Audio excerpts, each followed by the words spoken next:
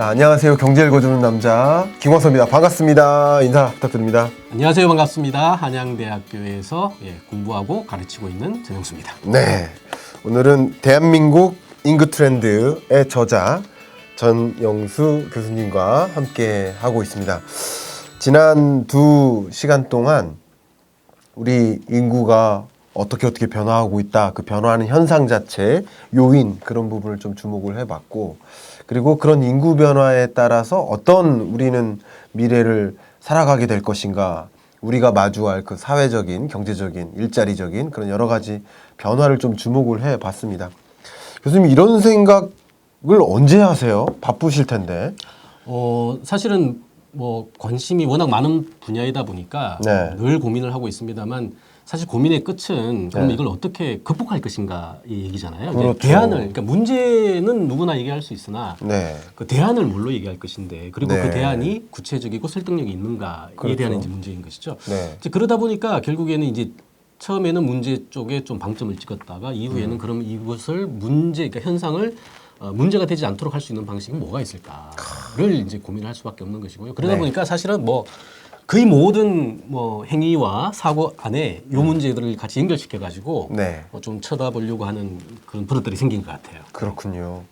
자, 오늘 교수님께 어쨌든 이 구체제가 이 변화하는 환경을 쫓아오지도 못하고 구체제나 걸맞을 법한 그런 정책들 가지고 계속 지금의 문제를 한 30년 전의 정책 대응 방식을 지금의 어떤 현상을 해결하기 위한, 문제를 해결하기 위한 그런 방향으로 이제 엇박자가 크게 나고 있다는 생각을 저는 개인적으로 하고 있습니다. 그래서 교수님의 의견을 좀 여쭈어서 어쨌든 이 인구 문제 해결 방법을 좀 한번 모색해보고 이 얘기가 많은 이제 공공 사이드에 전달이 되고 또 우리 기업인들이나 우리 개인들도 이런 변화 속에서 우리가 어떻게 대응해야 될지를 좀 생각하실 수 있는 그런 기회를 좀 갖고 싶은 제 욕심이 있는데 어떻습니까? 제 욕심 괜찮은 욕심입니까? 아니요, 사실 그게 가장 네. 필요하고요. 네. 중요한 얘기인 것 같아요. 그러니까 네. 한간에 떠도던 그런 얘기들을 자기화시켜가지고 네.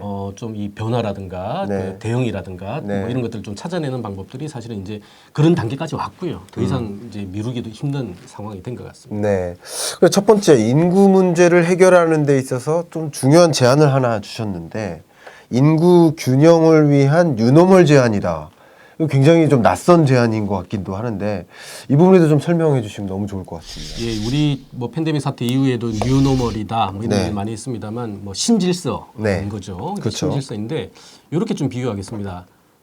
저도 이제 자녀를 키우고 있습니다만 자녀 잘 되기를 바라는 거는 부모님들의 당연한 희망 사항이고 또 근본적인 욕구이지 그렇죠. 않습니까? 예. 감히 이런 얘기를 좀 할게요. 자녀 성공시키고 싶으시면 이제 부모님은 응원해주되 가르치지 말라. 말씀을 해주고 싶어요. 예. 부모 말씀 잘 듣고 인생 좋아지는 시절은요. 저 세대에서 끝난 것 같습니다. 끝난 것 네. 같고요. 네. 이제 우리 후속 세대들은요. 네. 부모님들의 마치 이 신앙처럼 종교처럼 여기는 열심히 노력하고 열심히 일하고 또 네. 현재의 고통을 미래의 어떤 수익을 위해서 감내한다면 그만큼의 어떤 보람이나 그 결과가 있을 거야라는 이제 그런 신화를 가지고 우리도 살았습니다만 네. 그게 더 이상 안 먹히는 사회가 됐거든요. 그렇군요. 결국 부모님 말씀을 들으면 들을수록 네. 선배 세대의 그 뭐라 그럴까요? 그 판박이처럼 불행의 경로를 따라갈 것이다. 라는 얘기고 반대로 얘기하면 그럼에도 불구하고 이걸 또 선택하기는 굉장히 어려워요. 왜냐하면 네. 많은 부모님들이 낯선 길이거든요. 맞아요. 낯선 길이다 보니까 이 길이 옳은 것인지도 잘 모르겠고 네. 근데 자녀가 그걸 선택하는 거에 대해서 사실은 지도를 해줘야 되는 것이 옳은 것인지 아니면 막아야 되는 것인지에 대한 갈등도 있는 거거든요.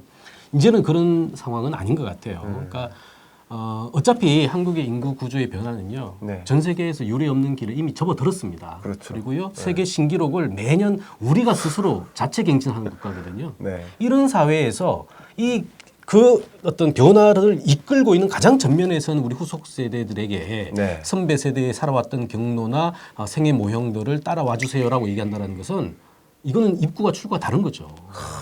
따라서 그런 얘기를 안 하시는 게 좋을 것 같고요. 다만 굉장히 아마 혼란스럽고 힘들고 울기도 할 거고요. 네. 근데 그때 부모님들의 역할은 안아주고 응원해주고 네.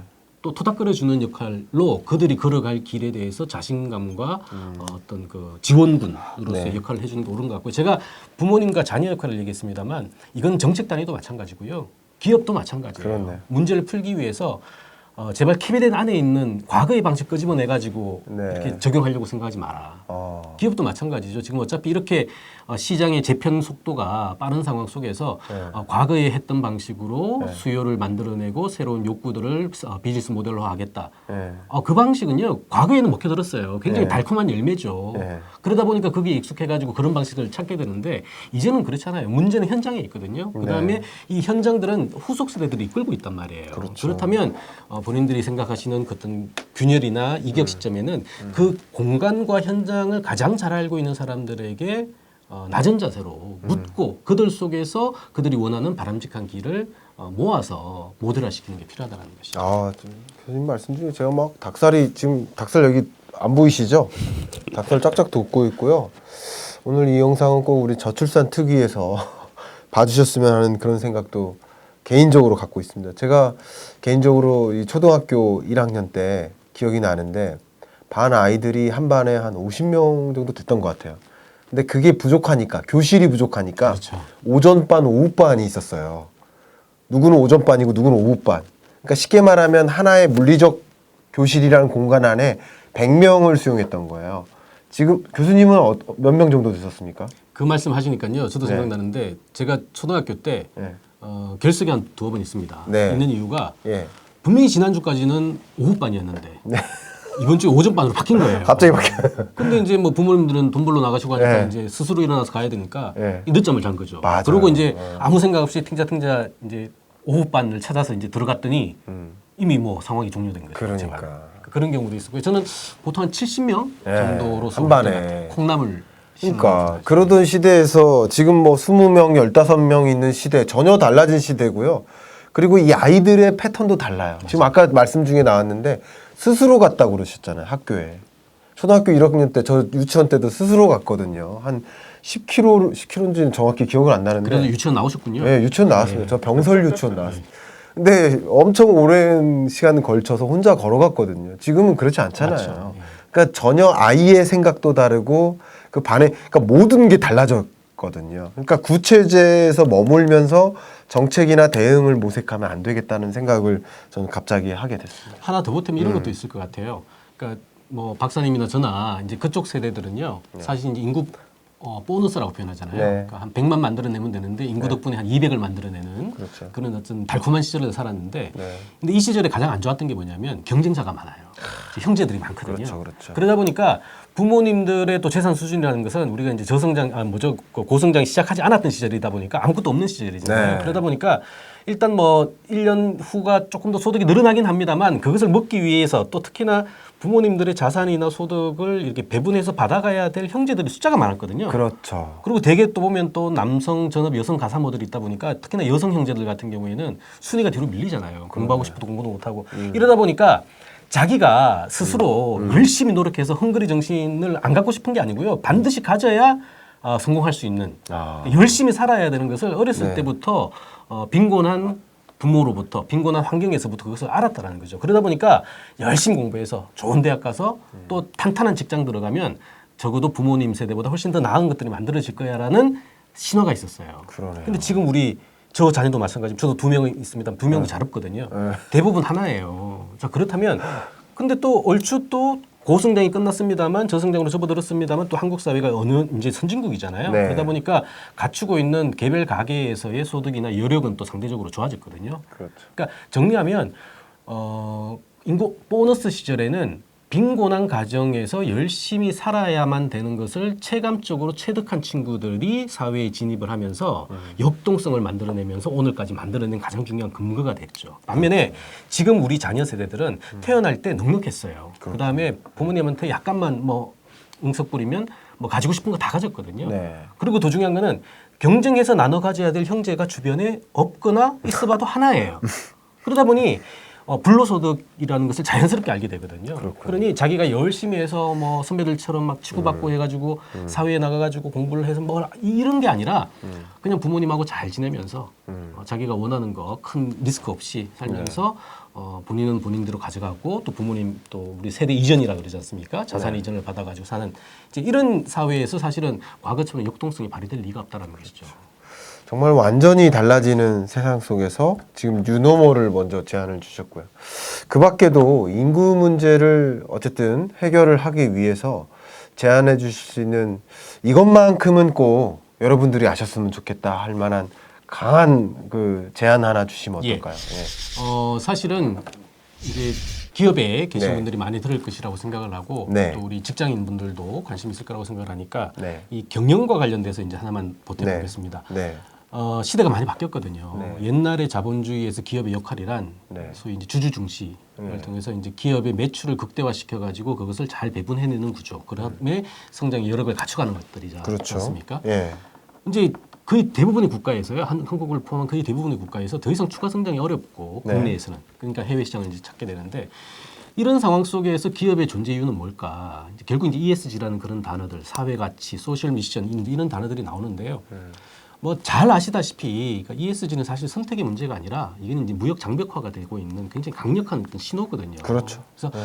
착한 기업이라서 우리 좀 칭찬해 주세요가 아니고요. 착한 기업이지 않으면 적어도 착한 기업이 아니라도 그렇게 사회 문제를 해결하려고 하는 어떤 그런 어떤 모델들을 가지고 있지 않은 기업이나 경영은 더 이상 정상적인 거래가 불가능한 네. 상황까지도 간다라는 거예요. 강력하게 지금 법제화가 지금 시작이 되고 있고 특히나 바이든 행정부에는 지금 블링락의 부회장이 가 있지 않습니까? 네. 그런 차원을 놓고 본다면 기업이나 경영 혹은 이 직장인들이 생각을 할 때 우리가 사업 모델만 잘 고도화시켜 가지고 인구 감소 속에서도 뭔가 부가가치를 만들어낼 수 있는 아이디어를 찾자고 얘기를 하는데 이제는 조금 사고를 전환시켜 가지고요. 네. 기업 내부에서 그런 문제를 찾는 게 아니라 네. 사회가 답답해하는 부분에서 네. 그것을 비즈니스 모델화 시켜서 새로운 어떤 그 본인들의 밸류 체인 안에 네. 엮어내는 작업으로서의 확장성을 좀 가져가야 되는 거예요. 결국 ESG는요, 그러니까 기업은 이런 거죠. 기업은 부동산 문제 풀어야 됩니다. 제조업체가요, 부동산 문제 풀어야 되고요, 출산 문제 풀어야 돼요. 네.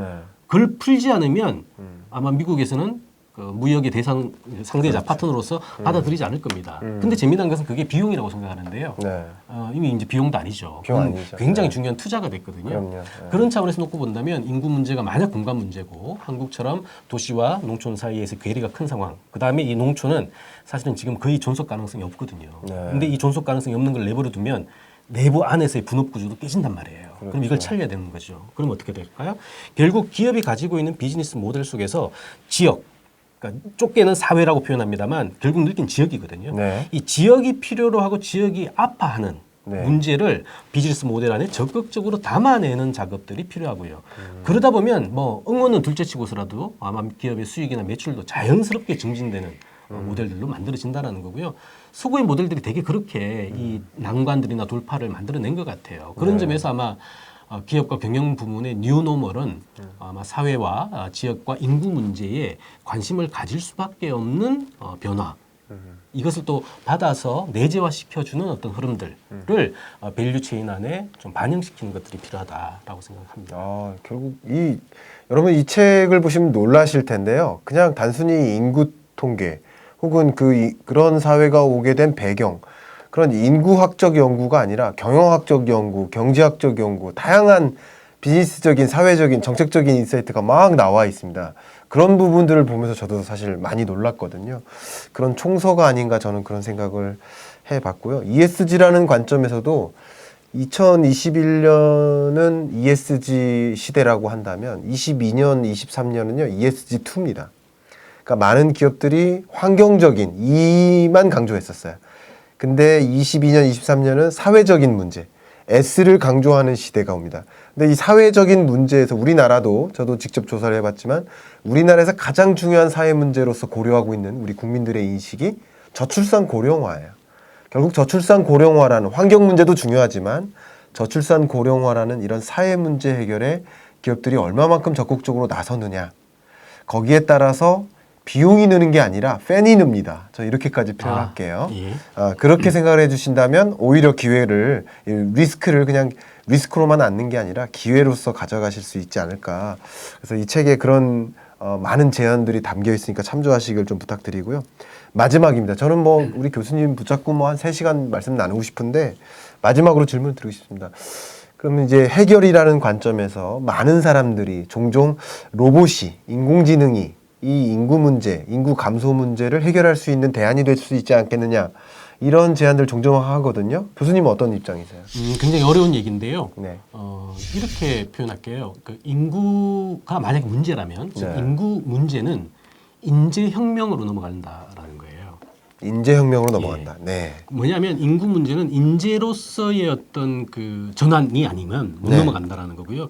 이 인재로서 넘어간다라는 게 사실 최근의 변화, 가장 큰 게 우리 ABCD라고 표현한 AI, 데이터 다 포함하는 네, 겁니다만 예. 이 로봇이라고 통칭되는 새로운 신기술이거든요. 네. 이 산업혁명이다 뭐다 뭐 다는 뭐 여러 가지가 있습니다만 과거와 달라진 이 새로운 부가가치 원천일 수 있는 이 로봇이라는 이 어쩌면 굉장히 그 블루오션일 수 있는 이 파트를 인재와 그러니까 단순히 인구가 아니라 양적 인구가 아니라 질적 인재로 넘어섰을 때 사실은 이 단계에서 요 단계 넘어가는 스케일업이 만들어지는 네, 거예요. 네. 그런 점에서 놓고 본다면 로봇을 단순하게 생각한다면 아마 굉장히 강력한 인구 문제를 악화시키는 요인이 될 겁니다. 그런데 이것을 위기가 아니라 기회로 전환할 수 있는 어떤 철학의 전환, 그다음에 이 철학의 전환을 뒷받침하는 교육의 수정, 또 이를 통해 가지고 적어진 인구를 말 그대로 직전화 시킬 수 있는 인재화를 통해 가지고 혁신으로 넘어선다면 어쩌면 한국의 굉장히 강력한 에너지잖아요. 이 신기술과 관련돼 있는 우리의 장점들을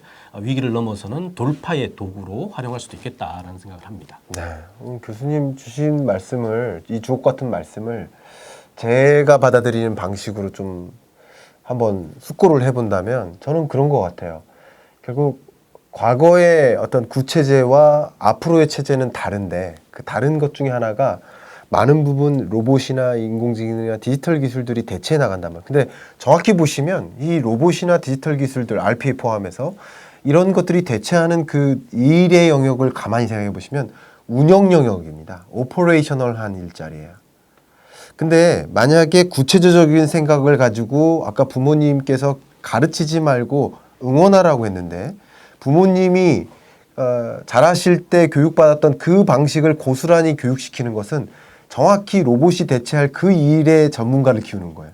운영 일자리, 오퍼레이셔널, 그런 사람들을 더 육성하는 거예요. 근데 그 부분들은 이 디지털이 다 대체한다는 거죠. 결국 지금 말씀하신 것은 로봇이 대체할 영역이 있고 인구가 앞으로 해야 나갈 일이 있는데 그거를 인재혁명이라고 표현하신 거예요. 결국 이 일자리의 구조도 양적인 구조가 아니라 질적인 구조를 한번 생각해 보시면서 향후에 여러분들이 이 영상 보시면서 향후에는 그럼 일자리가 줄어들 것인데 어떤 일자리가 더 요구될 것이고 우리 자녀는 또 우리 미래 인재는 어떤 식으로 육성해야 될까, 이런 사고도 여러분 이 인구 문제를 비롯해서 생각이 충분히 되시지 않았을까, 이런 의견을 드리고 끝으로 한 말씀, 나는 이 얘기 안 물어보면, 나 이 얘기 안 하면 오늘 잠 못 잔다. 이 말씀 한번 해주십시오. 예. 저희 이제 문제 제기이기도 한 건고 여전히 또 풀어야 될 과제이기도 합니다만 네. 인구 변화가 과연 우리에게 어떤 변화를 요구할 것인가라는 네. 것인데요. 개인과 조직은요 두 가지 포인트가 있는 것 같습니다. 하나는 완화시키자. 네. 그래서 이제 인구 문제를 풀자라는 것이죠. 죄송한데요, 인구 문제는 풀 수가 없습니다. 불가능한 얘기고요. 인구는 문제일 수도 없고요. 또 인구 정책이라는 것도 존재하기가 어렵습니다. 완화하지 못한다면 현실적인 안은 적응입니다. 그래서 적응을 할 수 있는 소위 능력과 분석과 연계를 종합시키는 그런 식의 사고 체계가 좀 필요하지 않나고 생각하고요. 만약에 적응이라면 여러분들이 할 수 있고 당장 또 했을 때 효과가 나올 수 있는 여러 가지 지점들이 존재한다. 여기서부터 하나하나 문제를 풀어나가는 게 옳을 것 같다라는 생각을 합니다. 네. 교수님 주신 그 많은 말씀이 딱 이렇게 두 가지로 나름 요약이 되는 것 같아요. 그러니까 인구 구조 변화, 이것은 막을 수 있는 일이 아니다. 그렇기 때문에 첫 번째, 이 속도가 너무 빠르니까 속도를 완화시키자, 정책적으로. 두 번째는 어쨌든 이런 변화는 찾아올 것이기 때문에 순응하자, 적응하자. 누가 더 빨리 적응할 것인가, 변화된 환경에 적응할 것인가. 오늘 교수님 말씀을 통해서 또 이 책을 통해서 여러분 그런 변화하는 환경을 정확하게 직시할 수 있는 그런 기회가 되실 수 있기를 바라면서 이만 마무리하도록 하겠습니다. 감사합니다. 고맙습니다. 네.